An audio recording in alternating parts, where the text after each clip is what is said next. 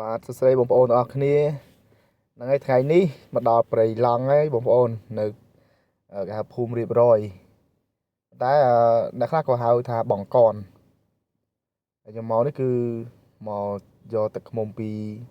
បងប្អូនយើងនៅភូមិបងកនហ្នឹងមើលតែពីចង្អាយក៏ដឹងថាបានសាច់ឃ្មុំច្រើនដែរមើលមុខឡើងញញឹមហ្មងបាទនេះសាច់ឃ្មុំបងប្អូនស្រស់ល្អណាស់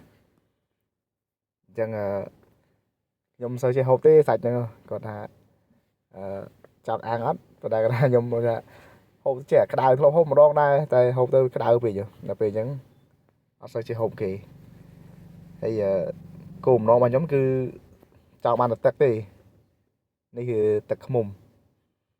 នេះគាត់ដាក់ទាំងក្បាលទឹកមកសេតឲ្យហ្មងកុំឲ្យថាខ្លាចលាយមិនស្គរអីចឹងណានេះមកគាត់ទៅហ៊ានច្បាយទេដោយសារខ្ញុំកំងគាត់ចង់បានគឺជាក់ស្ដែងអញ្ចឹងបងប្អូនដើម្បីឲ្យប្រកាសថាសុទ្ធ 100% ព្រោះយកនេះគឺយកឲ្យបងប្អូននៅស្រុកភូមិខ្ញុំដែរហើយអ្នកខ្លះក៏គាត់នៅភ្នំពេញអញ្ចឹងក៏គាត់ផ្ដាំផ្ញើតាមខ្ញុំឲ្យទិញឲ្យដែរអញ្ចឹងណាតែដោយសារតែទុកចិត្តទេបានគាត់ឲ្យខ្ញុំទិញឲ្យព្រោះបើមិនទុកចិត្តក៏មិនកើតដែរព្រោះខ្ញុំមិនមែនជាឈ្មួញទេបងប្អូនអើយគ្រាន់តែជាអ្នកមកធ្វើការនៅនឹងឃើញអញ្ចឹងក៏ទិញយកទៅឲ្យគាត់ទេមើលសាច់ទេបងប្អូនអើយអ្នកគាត់ចំណូលគឺគេថាអាំងដាក់អីអំបិលម្ទេសមិននោះតែសម្រាប់ខ្ញុំហូបដែរមិនមែនថាមិនហូបទេប៉ុន្តែគាត់ថាខ្ញុំហូបបានតិចតួច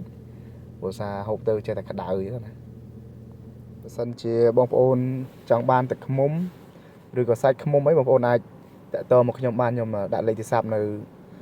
ខាងក្រោមដាក់ក្នុង description ឲ្យជួយអាចតាក់ទងមកខ្ញុំបានតាម Telegram ក៏បានតាមលេខផ្ទាល់ក៏បានដែរ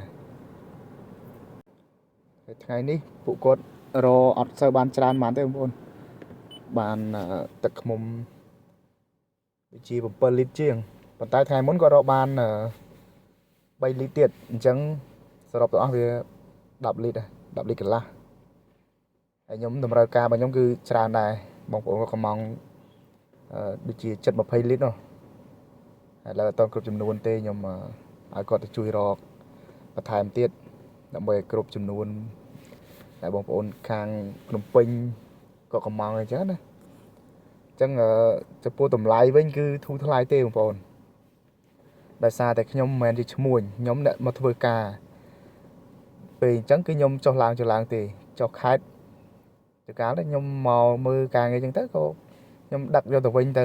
ហើយទៅដល់ក៏ផ្ញើឲ្យពួកគាត់អីចឹងណាហើយឲ្យគាត់ចេញតែសេវាទេបងប្អូនចំពោះតម្លៃទឹកឃ្មុំគឺខ្ញុំទទួលទិញពីគាត់ប្រហែលគឺខ្ញុំលក់ឲ្យប៉ុណ្្នឹងវិញទេអញ្ចឹងបងប្អូនខ្លះក៏គាត់ឲ្យចាយតិចតួចអានឹងតាមចិត្តបងប្អូនទេអរគុណច្រើន